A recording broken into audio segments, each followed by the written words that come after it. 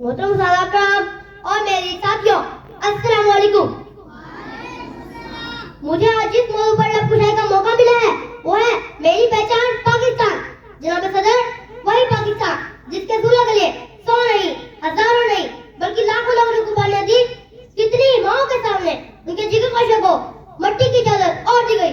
جناب صدر، کسی بے گھر سے پوچھو گھر کی قیمت اور کسی غلام سے پوچھو آزادی اور وطن کی قیمت، تو صاف آئے گا کہ جس پاک زمین پر ہم رہ رہے ہیں یہ رب کائنات کی بہت بڑی مہربانی ہے۔